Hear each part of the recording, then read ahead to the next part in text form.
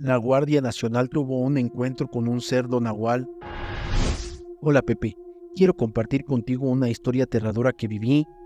Hace unos meses ingresé a la Guardia Nacional. Estábamos emocionados y nerviosos. Nos dijeron que el adiestramiento sería duro, muy difícil y no se equivocaron. Para empezar, nos llevaron a un lugar apartado en medio de la nada, rodeado de cerros y bosques. Ahí comenzaría nuestro entrenamiento. El primer día nos levantaron a las 4:30 de la madrugada. El aire era frío y apenas se podía ver algo en la oscuridad. A las 5:30 de la mañana ya estábamos listos, las camas acomodadas, los uniformes puestos, todo en orden. Salimos a correr, que era parte de la rutina, correr todos los días, sin importar el clima o el terreno. Ese día nos dirigimos a un bosque cercano, un bosque que según decían estaba lleno de senderos. El camino era complicado, pedregoso y lleno de obstáculos. Aún así íbamos formados, cantando para mantener el ritmo y no sentir el cansancio.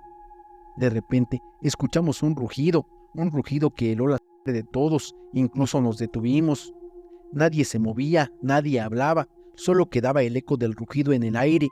Algunos compañeros, para tranquilizarnos, dijeron que tal vez era una vaca o un borrego, pero en el fondo sabíamos que ese sonido no era de un animal común. Retomamos el trote, el instructor nos ordenó seguir, no podíamos quedarnos ahí. Decidimos tomar una vereda que nunca habíamos recorrido. El ambiente se sentía pesado y el silencio era abrumador. Solo se escuchaban nuestras pisadas. Y de nuevo el gruñido, esta vez más fuerte, más cercano. Todos miramos al frente y lo vimos. A unos 100 metros de distancia estaba una criatura que no debería existir. Parecía un cerdo, pero no era un cerdo. Era más alto, mucho más alto, 2 metros de altura al menos y extremadamente delgado.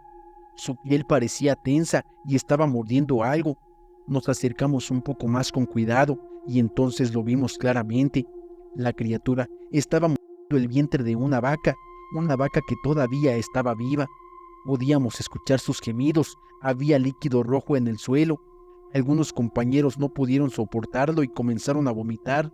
El olor a sangre era insoportable. De repente, la criatura levantó la cabeza y nos miró directamente. Sus ojos eran vacíos y entonces emitió un chillido aterrador. En ese momento no hubo dudas. Todos salimos corriendo sin mirar atrás. No pensamos en nada más que en escapar. Corrimos como nunca antes, hasta se nos olvidó el cansancio y el dolor de piernas que traíamos por el entrenamiento. Solo queríamos llegar a las instalaciones. A pesar de que estábamos a más de 1 hora de distancia, animados por el miedo, todos llegamos en menos de 25 minutos.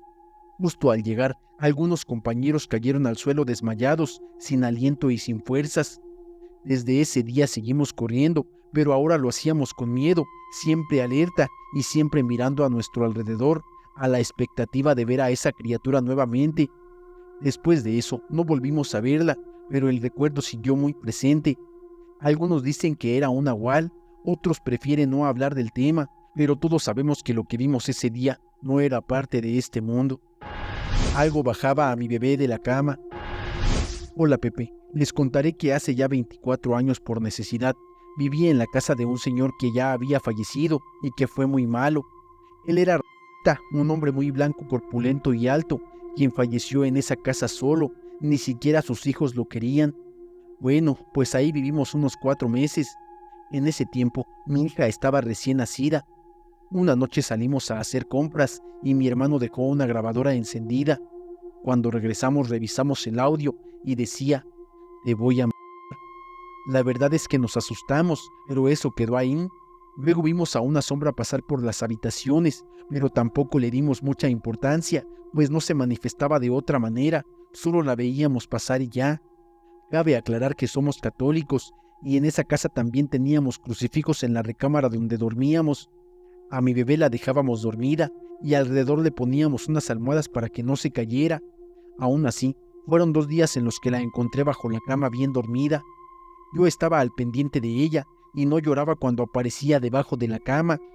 Pensaba que se caía, pero no, algo la bajaba, porque de repente no la encontraba en la cama y ya estaba abajo en el piso bien dormida y pegada a la pared.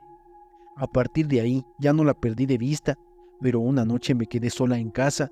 Mi niña estaba durmiendo en una habitación como a 8 metros del baño. Yo estaba en el baño, iba a bañarme, eran como las 10 de la noche. La casa tenía techo de lámina y no había nadie con mi bebé en ese momento, cuando de repente escuché que algo muy pesado caminaba sobre la lámina del techo. Empezó a maullar de una manera muy extraña, luego un aullido ronco y la lámina tronaba con mucha fuerza. Pensé que se iba a caer el techo de lo pesado que parecía ese supuesto gato. Estaba ahí sobre mí y lo escuchaba maullar muy fuerte. Continuó caminando y maullando de esa forma.